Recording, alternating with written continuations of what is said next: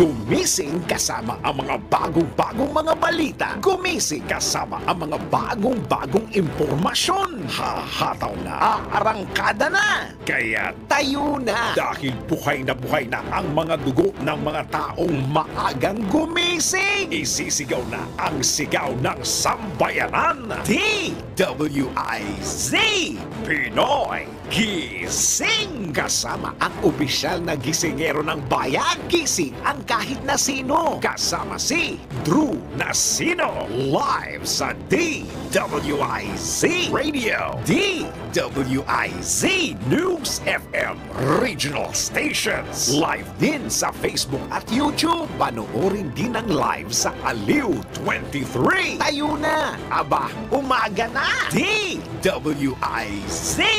Pinoy Gising! Pinoy Gising! Sa magandang morning, Luzon, Visayas, Mindanao, Mega Manila at sa buong mundo. Good morning. Kayo po ay nakatutok dito sa impilang may tonong lakas DWIZ 882 at Aliw Channel 23 ngayong araw na ito ng Martes. Ngayon po ay Pebrero 6 na taong 2024. Silipin na po natin ang mga nambubulabog at mga nagkigising na headline. Pinoy Gising! Ikalimang sunod na big time oil price hike. Bad news, umarangkada na. Sa gitna ng ceasefire sa usapin ng pag-amyenda sa saligang batas, Senado at Kamara, tuloy ang batuhan ng putik. Para nagsusulong na iwalay ang Mindanao sa Pilipinas, bantay sarado na ng pulisya. Mayorya ng mga Pinoy, kontento sa pamumuno ni Pangulong Marcos. At bilang ng mga cyber attack sa Baguio City, sumampa na sa mahigit 3 milyon. Kasama ang opisyal na gisingero ng bayan. Gising ang kahit na sino. Kasama si Drew Nasino. DWIZ Pinoy Gising! Pinoy Gising! Sa oras na 3 sandali makalipas ang ika-4 ng morning, Drew Nasino po niyo makakasama hanggang alas 5 po tayo ng Pinoy Gising! Pinoy Gising! At sa mga nanggigising na detalye ng balita at sa mga nakaw, grabe naman ho ito. Ito po ang bumubungad na bad news sa mga motorista. Umarangkada na ang panibagong taas presyo, big time price increase sa mga produktong petrolyo. Ayon sa mga kumpanya ng langis, nasa 75 centavos ang dagdag presyo sa kada litro ng gasolina habang 80 sentimos sa kada litro ng kerosene. Abot naman sa piso at 50 sentimos ang dagdag sa kada litro ng diesel. Unang inilarga, buena manog nagpatupad ang Caltex kaninang alas 12:01 ng ating gabi, na susundan naman po yan mamayang alas 6 ng ilan pang mga oil companies gaya po ng Shell, Sea Oil at yung Petron o yung mga iba pang oil companies. Alas 6 po yan mamayang umaga. Ipatutupad naman ng Clean Fuel ang kalintulad na price adjustment mamayang alas 4:01 ng hapon. Pinoy Gising! Bakit na sa mahigit 5 piso ang net increase ng presyo ng mga produktong petrolyo simula Enero 1 hanggang ngayong araw. Nasa 5 piso at 15 sentimos na ang dagdag sa presyo ng kada litro ng gasolina habang 4 pesos at 40 sentimos sa diesel. Abot naman sa 85 sentimos ang net increase sa presyo ng kada litro ng kerosene o gas. Ito makaraang muling magpatupad ng price hike ngayong araw. Bunsod ng patuloy na tensyon sa Middle East, pagtaas ng demand sa langis sa Southeast Asia at policy cut ng Organization of the Petroleum Exporting Countries, sila po ay nagbawas ng supply. Maasa naman si Energy Assistant Director Rodela Romero na magkakaroon ng rollback sa presyo ng mga oil products sa susunod na linggo dahil walang kontrol ang Pilipinas sa kabila ng walang kontrol ang Pilipinas sa muling pagsirit ng presyo nito. Pinoy Gising! Samantala, nakapag-consolidate na ang lahat ng chuper sa General Santos City. Ito ang inanunsyo ni Transportation Secretary Jaime Bautista makaraan niyang papurihan ang mga operator at tsuper sa naturang lugar. Ayon kay Secretary Bautista, malaking bahagi ng mga public utility vehicles sa Jensen ang nag-modernize na. Kaugnay nito, hinikayat naman ng kalihim ang mga nasa pribadong sektor na mamukunan sa mga transportation projects ng pamahalaan. Pinoy Gising!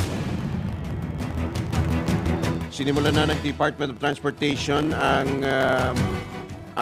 modernization o ang rehabilitation project sa mga pangunahing paliparan sa bansa. Kabilang narito ang NAIA, Clark International Airport at ang land development para sa pagtatayo ng New Manila International Airport dyan sa Bulacan. Ayon kay Transportation Secretary Jaime Bautista, layunin ng proyekto na maging world-class ang Pilipinas at paghusayin pa ang air connectivity at mobility. Samantala, pinangunahan din ng kalihim ang groundbreaking ceremony para sa pagpapalawig ng passenger terminal building ng Lagindingan Airport sa Misamis Oriental. Bukod pa rito, nakatakda ring magsagawa ang DOTR ng improvement projects para naman sa Bohol, Panglao, Zamboanga, General Santos, Virac, Puerto Princesa, Ormoc, Calbayog, Dumaguete, Catarman, Butuan at Camiguin Airports. Pinoy Gising! Sa iba pang paksa ng mga balita, binatikos sa mga senador ang inadapt na resolusyon sa Kamara. Ito'y dahil nakasaad sa resolusyon na naghahayag ang mga mambabata sa mga kongresista ng suporta kay House Speaker Martin Romualdez sapagkat sa kabila nga po ng matinding pag-atake o yung batuhan po ng putik o akusasyon ng Senado at Kamara, paglabag sa parliamentary courtesy at hindi makatwir ang panghihimasok. Buwelta ni Senador Jingo Estrada, isang paglapastangan sa Senado ang nasabing resolusyon ng mababang kapulungan ng Kongreso. Kinwestiyon din ni Senador Estrada ang hakbang ng mga kongresista.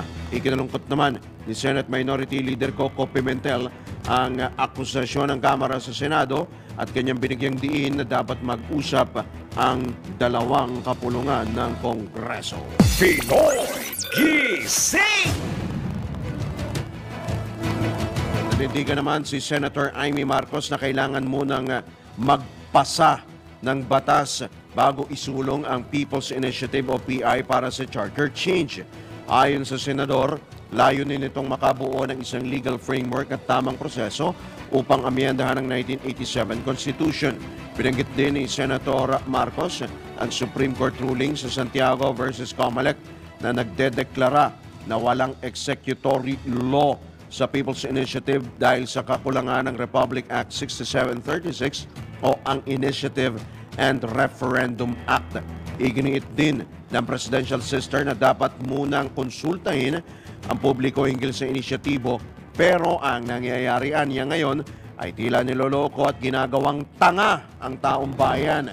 Ayon kay Super Ate, kailangang magkaroon ng sama-samang pagsisikap ang Senado upang maingat na makabuo o magpasa ng batas, laman ng proseso at patnubay para sa PI. Kumpiyansa naman ang mambabatas na mareresolve ang issue sa deliberasyon ng Resolution of both Houses No. 6 na layuning rebisahin ang mahigpit na economic provisions ng konstitusyon. Inilarga simula kahapon ng Senate Committee on Electoral Reforms na pinamumunuan ng Senador ang investigasyon sa umano'y suhulan. Simula pa ho ito ng isang linggo at panlilinlang na bumabalot sa Project PI. Pinoy Gising! Ipinagtatkol naman ng grupong Buhay ang EDSA Campaign Network ang saligang batas. Ito'y sa gitna ng usapin na amyendahan ng 1987 Constitution o sa hirit nga po na rebisahin o yung amyendahan yung economic provisions. Ayon kay Attorney Chel Jokno, miyembro ng nabanggit na grupo, ang saligang batas ang kaluluwa ng demokrasya sa Pilipinas. Sa halip-an niya na pag-usapan ng tsatsa, dapat tugunan ng mga namumuno ang mga tunay na suliranin ng mga mamamayan. Pinoy Gising! Samantala, maaari pa rin mabago ang political provision ng saligang batas. Ito naman ang iginit ng ilang analyst sa gitna ng pinag-uusapang amyenda sa economic provisions ng 1987 Constitution. Ayon sa political analyst na si Attorney Michael Henry Yusinko, daraan sa proseso ng pagsasabatas ng resolution of both houses number 6 at posible itong masingitan ng mga political amendments. Ito rin ang paniwala ng political analyst na si Dr. Froilan Calilong sa isinusulong na economic chacha. Para kay Dr. Calilong, walang katiyakan na tanging mga usapin lamang sa ekonomiya ang mababago sa naturang panukala. Pinoy Gising! Sa iba pang paksa ng mga balita, binabantayan na ng Philippine National Police ang mga grupong nagsusulong na ihiwalay ang Mindanao sa Pilipinas. Ito ang kinumpirma ni PNP Chief General Benjamin Acorda Jr. kahit hindi siya naniniwala na pagmumulan ito ng gulo sa ngayon. Ayon kay General Acorda, walang malaking grupo na sumusuporta sa panukalang kumalas ang Mindanao sa bansa. At tatandaang sinulong ni na dating Pangulong Rodrigo Duterte at dating House Speaker Pantaleon Pebot Alvarez ang paghiwalay o secession ng Mindanao sa Pilipinas.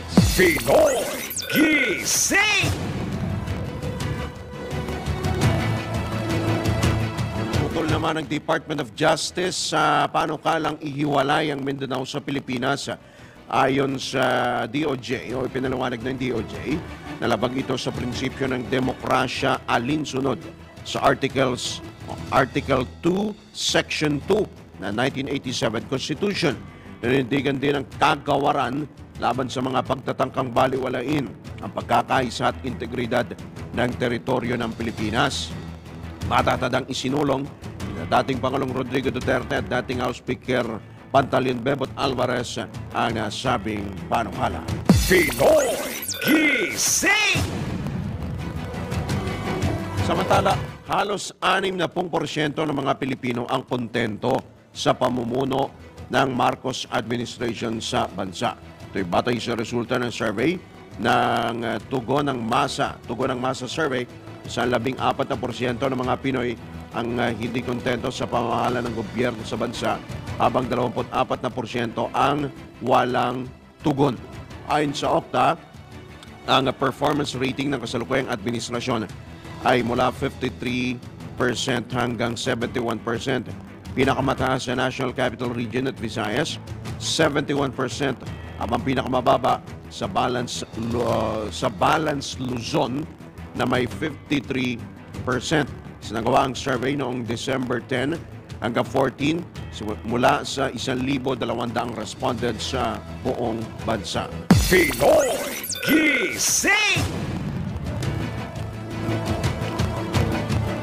Sa iba pang balita, kinumpirma ng Management Information Technology Division ng Baguio City Mayor's Office na umabot na sa mahigit 3 milyong pag-atake.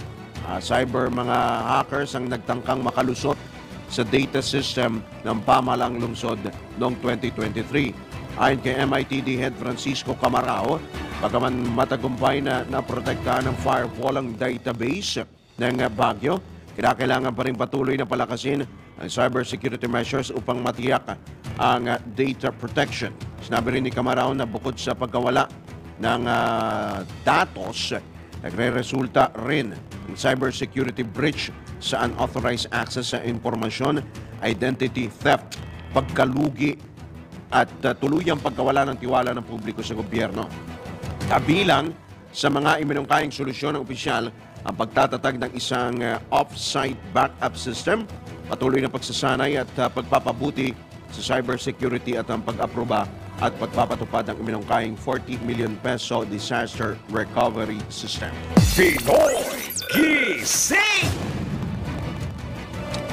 Binigyan din naman ni Jerry Liao, isang IT expert, na posibleng dahilan ng pagkawala ng pera sa mga e-wallet ang pagpasok ng mga hacker sa isang account.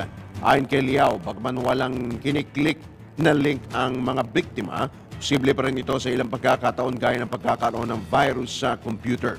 posibleng hindi sila na-click or something, pero maaring na-hack siguro yung kanilang account na kung saan nakalagay doon yung kanilang mga password. No? Yun ang isang posible. So let's say for example, yung computer nila na-hack, yung email nila na-hack, yung social media nila na-hack. Tapos somewhere there, nakasulat doon ng kanilang username password. No? So yun posible yun na makuha nila from there. Tapos pwede rin naman na kahit naman wala kang na-click, hindi mo alam yung computer mo, baka may virus na, no? Beforehand. Kasi pag sinasabi mong wala akong kinlik, baka recent yan. Sabihin mo, hindi alam mo na-click kahapon o kaya ng isang araw. Paano nung last month? Baka may na-click ka, hindi mo rin masabi, hindi ba? So, compromise na yung computer mo, pwede nang makuha yun. Samantala muling nagpaalala si Liao sa publiko na huwag sagutin ang anumang kaduda-dudang tawag o mensahe dahil hindi kailanman nakikipagtransaksyon ng anumang bangko sa pamamagitan ng telepono. Ang pagkadisenyo nga ngayon dito, always ask for your permission. So, magdalawang isip ka, magduda ka kung legitimo ba ito. Kung medyo konting-konting duda lang, huwag mo nang ituloy. So, kung may humihingi sa'yo ng password sa telepono, either text or tawagan ka, automatic yan. No question asked. Answer mo, no. Hindi ka pwede magbigay kasi paulit-ulit na sinasabi ng bangko yan sa atin that they will never ask for any private information from us like username, password, account number, or OTP. Hindi nila hihingin yan sa atin sa pamamagitan ng email, ng social media, ng text, ng call. Paulit-ulit nilang sinasabi yan. Po ang tinig ni Jerry Liao, isang IT expert sa eksklusibong pareham ng DWIC. Pinoy Gising! Sa oras na 17 sandali makalipas ang alas 4 ng morning, tayo po ay tumako sa mga pag-uulat mula sa labas ng himpilan. DWIZ Patrol Report! Pagbaba sa 28% ng index at focus crime sa bansa, ibinida ng PNP Chief. Ang detalye buhat kay Patrol 17, Jopel Peleño. Ipinagmalaki ni PNP Chief Police General Benjamin Acorda Jr. ang pagbaba ng halos 28% ng focus at index crime sa bansa mula Enero 1 hanggang Pebrero 3 ng taong kasalukuyan kung iambing sa kahalintulad na panahon noong 2023. Ayon sa PNP Chief, aabot na sa 3,993 ang mga anti-drug operations na kanilang naisagawa sa unang 34 na araw sa taong 2024 na nagresulta ang mga ito sa pagkakatiklo ng 4,823 drug personalities at pagkakarecover naman ng 359 million pesos na halaga ng illegal na droga. Umalo din ni General Acorda sa 6,069 ang naaresto sa kampanya laban sa mga wanted person at 709 na iba pa ang nahuli at 3,384 naman ang mga armas na nakumpiska na may kaugnayan sa kampanya kontra loose firearms. Nasa 21 local terrorist naman ang naaresto, 269 ang sumuko at 8 ang napaslang sa mga police operation. Samantala, nagkasa naman ng isang warrant to search, seize and examine computer data ang PNP Anti-Cybercrime Group. 21 ang warrant arrest at 12 ang na-entrap sa kanilang mga operasyon. Ito si Patrol 17 Chopel Peleño para sa Impilang May Torong Lakas, DWIZ. Nagbabalita ng tama, naglilingkod ng tama. Alright, maraming salamat si Patrol 17 Jopel Peleño. Sa pagpapatuloy pa rin ng ilang pa mga balita, umutang ang pamahalaan ng 15 bilyong piso sa mga Filipino investor. Ito'y sa kabila ng mga hamon sa mataas na interest rate sa bansa. Kaugnay nito, target ng administrasyon ni Pangulong Ferdinand Marcos Jr. na umutang din sa mga domestic lenders ng 1.85 trillion pesos ngayong taon. 51 billion pesos sa nasabing halaga ay magmumula sa treasury bills, habang nalalabing 1.8 trillion ay sa lingguhang auctions o pagbebenta ng treasury bonds. Pinoy Gising! Samantala, kinakailangan magkaroon ng batas sa teenage pregnancy sa bansa. Ito naman ang iginiit ng Commission on Population Development o POPCOM sa gitna ng pagtaas ng bilang ng teenage pregnancy sa bansa noong 2021 at 2022. Ayon sa POPCOM, partikular na tumaas ang bilang ng mga nabubuntis na edad hanggang 15. Patay sa tala ng Philippine Statistics Authority, umabot na sa 3,100 35 sanggol ang ipinanganak ng mga batang mga teenage mothers po ito na edad 15 noong 2022. Kumpara ito sa mahigit 35% sa 2,320 noong 2021. Pinoy Gising! Iba pang balita, sinibak na ng Supreme Court ang 3 empleyado ng Court of Appeals na nagpositibo sa paggamit ng illegal na droga. Sa desisyon ng SC Anbac na patunayan ng korte na gumamit ng droga, sina Gary Caliwan, Edmundo Malit at Frederick Mauricio. Matapos magpositibo sa shabu ang 3 sa isinagawang random drug test ng CA noong 2022. Una na nga inirekomenda ng Judicial Integrity Board sa Anbac na tanggalin sa serbisyo sina Caliwan, Malit at Mauricio. Pinoy Gising! Sa iba pang balita, dapat umano agarang magpatawag ng briefing ang Department of Information and Communications Technology kaugnay ng cyber attack sa mga website ng gobyerno na gawa umano ng mga Chinese hacker. Ayon kay House Speaker Martin Romualdez, ito'y seryosong banta sa seguridad ng bansa.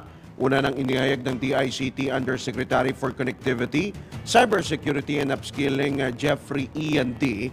na napigilan ng mga cybersecurity experts ang pag-hack sa mga website at email address ng gobyerno. Isa sa mga tinangkang ibagsak ang website ng Overseas Workers Welfare Administration o OWA.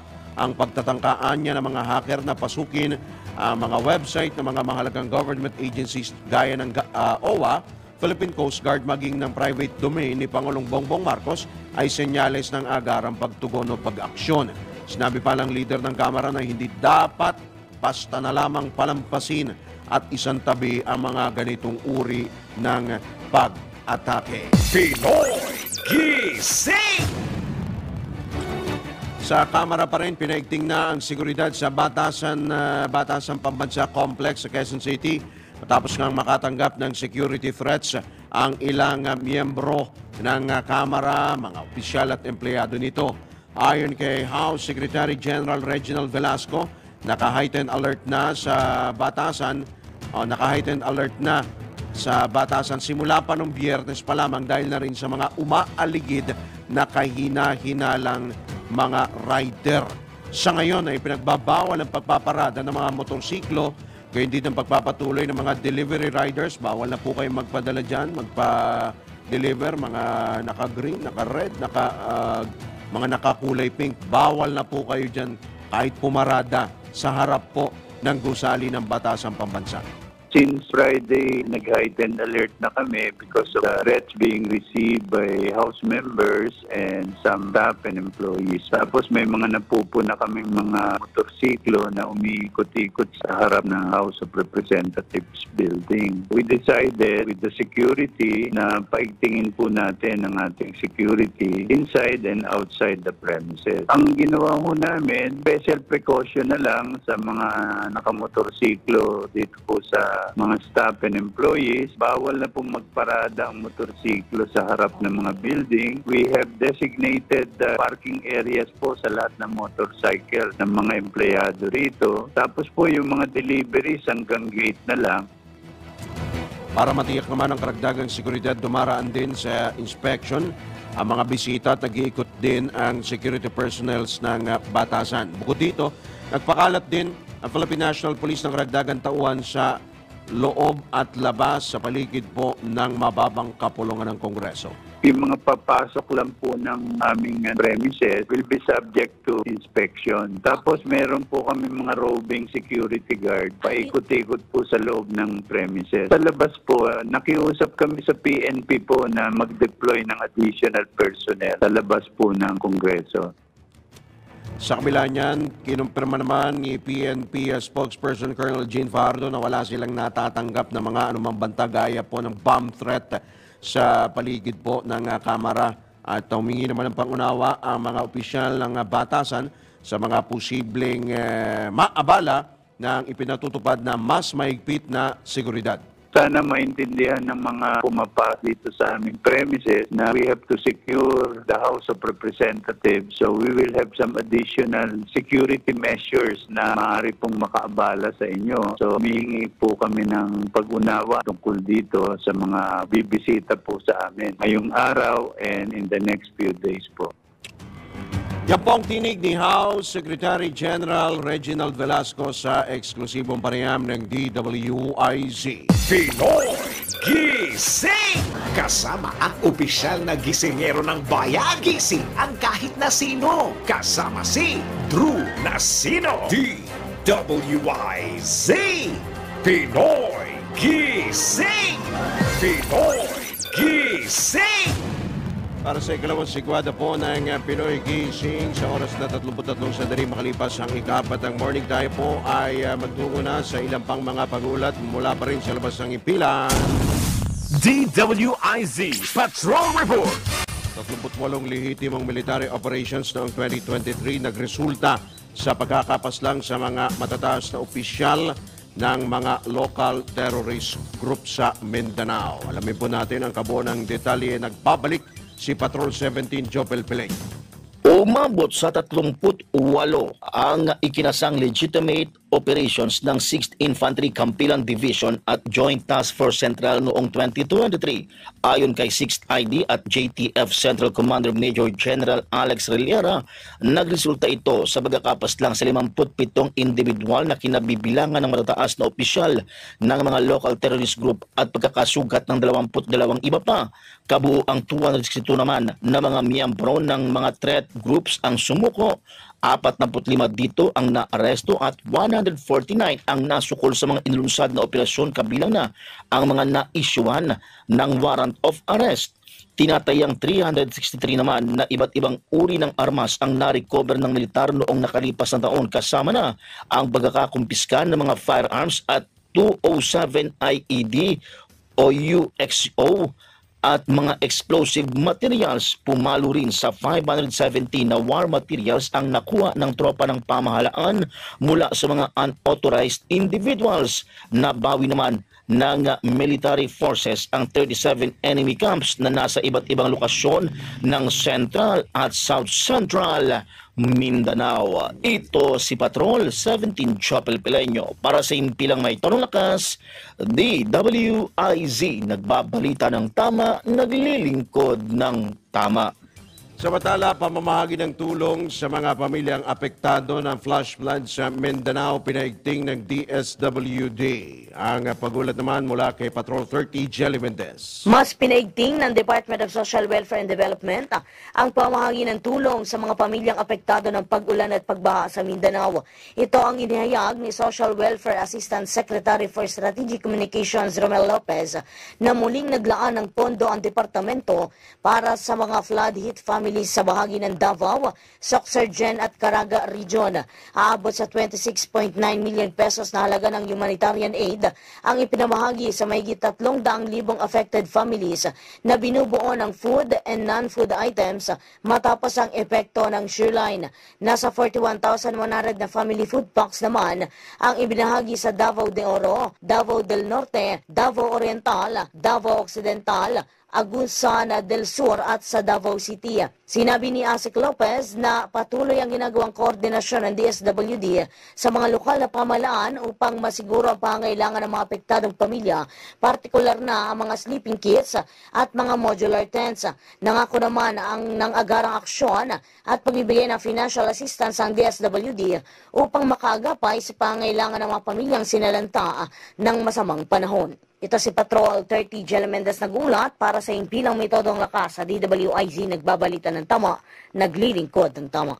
Kapag may bagong balita, naka-on air, agad-agad, DWIZ Patrol Report.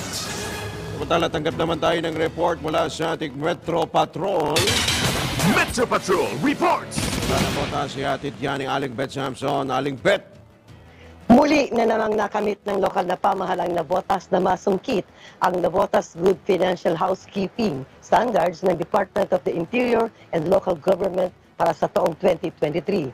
Ani Mayor John Ray Chanco, ang parangal na nakamit ay pagpapatuloy lamang na natutugunan ng lokal na pamahalaan ang pagiging tapat sa paggastos ng pondo para sa mga programa at serbisyo para sa mga Naboteños.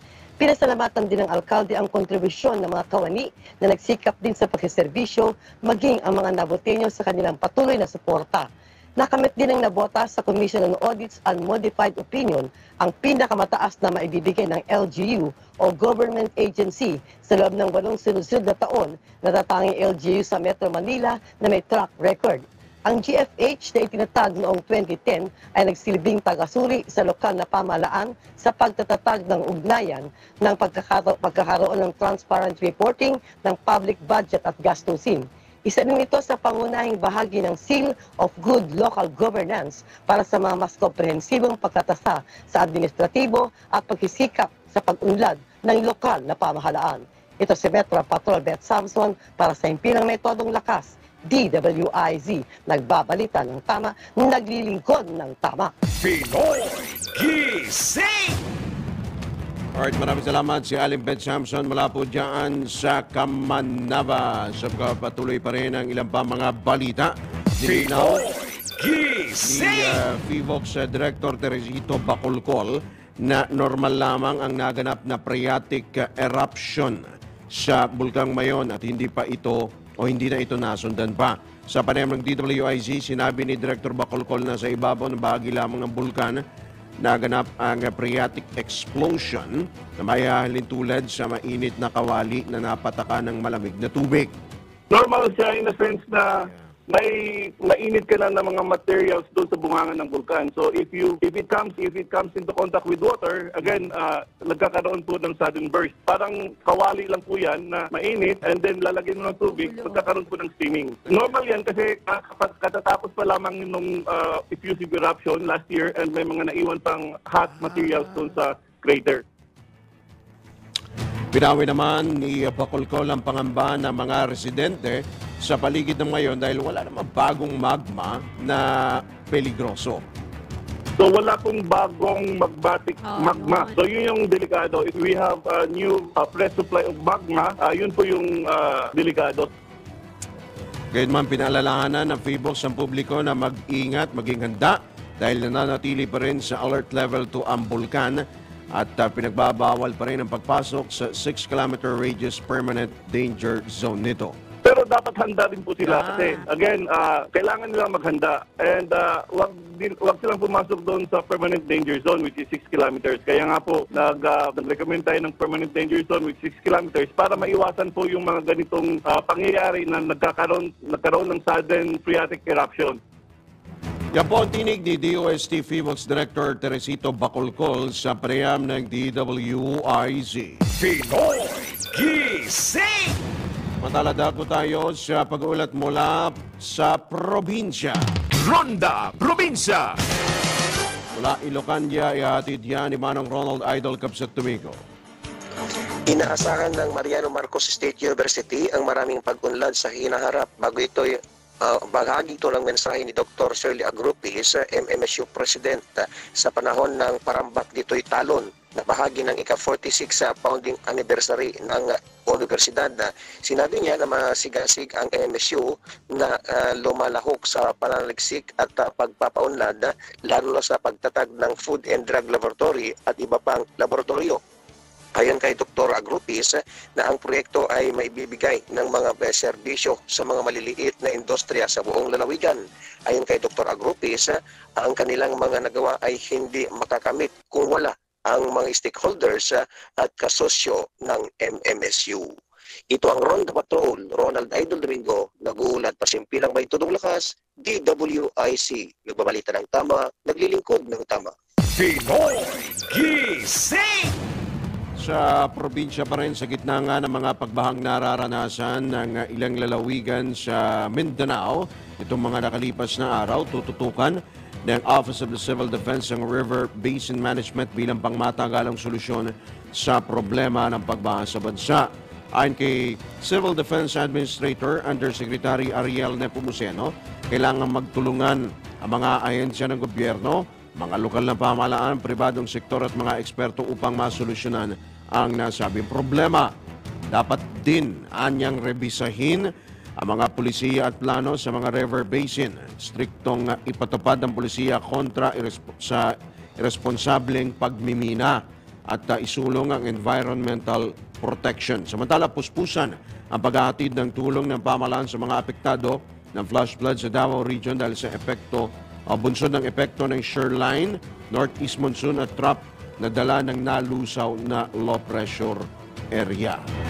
Pinoy Gising! Samantala, mula sa Mindanao, tayo naman po ay magtungo sa Bicolandia. Dalawang miyembro ng NPA patay sa engkwentro sa Masbate. Detalye mula kay Melvin Machado. Melvin? Matapos ang nangyaring enkwentro sa Barangay Lidong, Presentasyon Camarines Sur, kung saan isang napaslang ng miyembro ng rebeling NPA, panibagong enkwentro na naman ang nangyari kahapon sa Purok 5, Barangay Tuburan, Munisipyo ng Kawayan sa lalawigan ng Masbate sa pagitan ng mga rebelde at tropa mula sa 2nd Infantry Battalion, Philippine Army, 9th Infantry Division, Philippine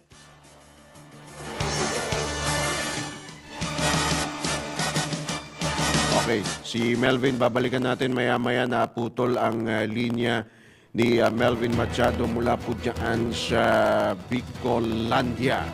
Samantala, nananatili pa rin sa mga evacuation centers ang mga pamilyang naapektuhan ng flash floods at landslides sa Mindanao. Ayon kay Director Edgar Posadas, spokesperson ng Office of the Civil Defense, mahigit 200,000 pamilya ang nananatili sa mga evacuation center mula sa mahigit 300 evacuation centers sa 5 rehiyon sa Mindanao at maaari pa itong madagdagan dahil patuloy ang pagdating ng mga bakwit. Samantala, patuloy pa rin ang pagbabantay ng OCD sa mga naapektuhan ng low pressure area sa Mindanao pero sa ngayon wala nang naitalang water interruption habang 46% naman ang naibalik na ang kuryente. Pinoy Gising! Okay, si Melvin, balikan natin. Nandiyan na ba? Si Melvin Machado. Balik tayo, Melvin, go ahead. Matapos ang nangyaring enkwentro sa Barangay Lidong, Presentasyon Camarines Sur, kung saan isa ang napaslang na miyembro ng rebeling NPA, panibagong enkwentro kahapon ang nangyari sa Purok 5, Barangay Tuburan, Munisipyo ng Kawayan sa lalawigan ng Masbate sa pagitan ng mga rebelde at tropa mula sa 2nd Infantry Battalion, Philippine Army. Dalawang rebelde ang naitalang napaslang habang nagsitakas naman ang iba nilang kasamahan. Kasapi umano ang mga rebelde sa Platoon 1, Committee Larangan Guerrilla South Sub-Regional Committee. Naiwan naman ang isang M16 rifle, isang caliber 38 revolver, isang homemade shotgun, 5 cellphone at personal na gamit. Tiniyak ng liderato ng 9th Infantry Division Philippine Army na tuloy-tuloy ang kanilang operasyon laban sa armadong grupo sa buong Kabikulan. Ito ang Ronda Patrol, Melvin Machado para sa impilang may todong lakas, DWIZ. Nagbabalita ng tama, naglilingkod ng tama. Pinoy Gising! Kasama ang opisyal na gisingero ng bayan, gising ang kahit na sino. Kasama si Drew Nasino, DWIZ. Pinoy Gising! Pinoy Gising! Alright, tayo po nasa uling bahagi na po ng Pinoy Gising at sa ilang pa rin pong mga pahabol na balita. Aminado ang Philippine Egg Board Association o PEBA na hindi sumusunod sa pagbaba ng farm gate price ng itlog ang mga retailers. Kaya't hindi nararamdaman o maramdaman ng mga consumer ang pagbaba ng presyo nito. Sa panayam ng DWIZ, inihayag ni PEBA President Francis Uyehara na nakararanas na ng oversupply ang mga poultry farmers dahil sa paghahabol ng demand noong nakarang taon na nagresulta sa pagbaba ng farm gate price. May disconnect po ang presyo ng farm gate price yung retail. Ngayon po kasi nagbababa po ang presyo ng farms. Pero ang kadalasan pong nangyayari sa retail, sa market, hindi po nila sinusundan yung pagbaba. Naiiwan po yung presyo sa mataas. Kaya po hindi po nararamdaman ng mamimili o ng consumer yung price difference po. Dapat sila po ang nakikinabang sa price difference tuwing bababa po ang presyo ng itlog sa mga farms. Iginit pa ng PEVA official na nagsasagawa na sila ng natural correction o remedyo sa oversupply ng itlog. Ang ginagawa po ng farms, normal reaction po niyan ay magbawas ng mga alagang manok. Kasi po, nagbabawas po kami na ang mga expenses tsaka operational cost. Ito po yung nangyari early last year. Dahil po nalugi rin po ang mga farms, nagbawas po ng mga alagang manok ang mga farms para po to compensate doon sa kanilang losses at para po mag-adapt doon sa current demand ng ating bansa. Sa kabila nito, sa pagtaya ni Uyihara, aabutin pa ng taon bago bumalik sa normal o ma-stabilize ang presyo ng itlog. Ang ginagawa po ng farms, normal reaction po niyan ay magbawas ng mga alagang manok. Kasi po, nagbabawas po kami na ang mga expenses tsaka operational cost. Ito po yung nangyari early last year. Dahil po nalugi rin po ang mga farms, nagbawas po ng mga alagang manok ang mga farms para po to compensate doon sa kanilang losses at para po mag-adapt doon sa current demand ng ating bansa. Yan po ang tinig ni PEVA President Francis Uyihara sa panayam ng DWIZ. Pinoy Gising! Inikayat naman ng Department of Agriculture ang mga Pilipino na kumain ng itlog. Ayon kay DA spokesperson, Assistant Secretary Arnel de Mesa, maganda ang produksyon ng mga nasa layer industry dahil sa malamig ang panahon, kaya't marami ang supply ng itlog at may oversupply nga kagaya po ng ginabanggit ni Ginoong Francis Uyihara, ang Pangulo po ng PEVA. At bumababa na rin daw ang presyo nito sa pamilihan. Doon lang medyo nagkatalo. Ang itlog anya ay isa sa pinakamurang pinagkukunan ng protina, kaya't nais ng DA na i-promote ito para mas maraming Pinoy ang kakain ng itlog nila. Kaugnay nito, ilalapit din ng DA sa Department of Social Welfare and Development at National Nutrition Council ang produktong itlog ng mga magsasaka upang matulungan ang mga ito sa kanilang negosyo. Pinoy Gising! Good news naman para sa mga nag-aalmusal sa mga oras po na ito. Magandang balita po ito para sa mga mahihilig sa GG. Yes! Of course, galunggong. Abay, talagang inanunsyo po ng Department of Agriculture na maaari ng asahan na raw ang pagbaba ng presyo ng GG sa mga susunod na linggo. Dulot na rin ito ng pagtatapos ng 3 buwang closed fishing season sa Palawan. Ayon kay DA spokesperson Arnel de Mesa, sa pagtaya ng BFAR ay mararamdaman na ang magmumura na ang GG sa huling bahagi ng Pebrero hanggang sa Marso. Parang medyo napasel ako. Hanggang Marso lang ba magmumura? DA Asek Arnel de Mesa. Paano naman yung mga susunod na buwan? Sa ngayon, nasa 200 pesos hanggang 330 pesos. Wow! Ang presyo ng lokal na galunggong sa ilang pamilyan sa Metro Manila. Bukod naman sa GG, inaasahan din ng DA ang pagbaba ng presyo ng iba pang uri ng isda gaya ng tuna at matang baka. Pinoy Gising! Alright mga katodos, tayo po ay naubusan na ng oras. Sumasapit na po tayo sa ating pansamantalang pagpapaalam ngayong araw po na ito ng Martes. Ito bago tayo magpaalam, batiin ho muna natin yung ating mga suking taga-subaybay. Happy birthday daw kay Brianna Arnado from June Arnado. Good morning po sa inyo. Yan, mga katodos po natin. At sa mga nakikinig na nanonood po sa ating pong impilan via DWIZ882am.com, yung ating pong official website at sa YouTube at Facebook live streaming. Good morning po sa inyo. Nelson Malinaw, ay si Aling Beth pala yan. Si Ate Susan G. Hideyoshi Hasegawa, Ramon Abadili, mga suki po natin. Rowena Delantar, si Jaylon, Albert Hernandez. Yan, good morning din kay Melvin. Maraming salamat. Si Ate Annette Alegre D, good morning din po sa inyo mga kababayan po natin sa Ibayong Dagat. Batiin ko lang na nasa California ngayon si Tandem John Ibanez na nagliliwaliw po dyan sa San Francisco, California. Good morning kay Kuyang John Ibanez. Annette Alegre D. Emilia, good morning. Dapat ihiwalay ang Mindanao Paano na po ang Luzon, Visayas, Mindanao? Dinatnan ko na yan. BTS Army, good morning. Yan, maraming salamat. Oo, pasalubong naman, Tandem John. Pagbalik mo, baka may pasalubong. Well, anyway, at tayo po ay magbigay na naman sa isa pong patama quote for the day. Kung sa palagay mo ang dilim-dilim ng paligid mo, tumingin ka ulit. Baka naman ikaw pala ang liwanag ng mga taong sa iyo'y nakapaligid. Alright? Maraming salamat nga rin pala sa ating mga kasama sa News Center. Muli po, ito po yung lingkod, Drew Nasino, nagbabalita ng tama, naglilingkod ng tama, at batiin din natin ang happy birthday. Ngayong araw ba ito? Ngayon? Happy birthday kay Laika Cuevas, yung atin pong DWIZ writer. Happy birthday din kay Larry Borda. Birthday ngayon ni Larry ng ating pong Aliw Utility.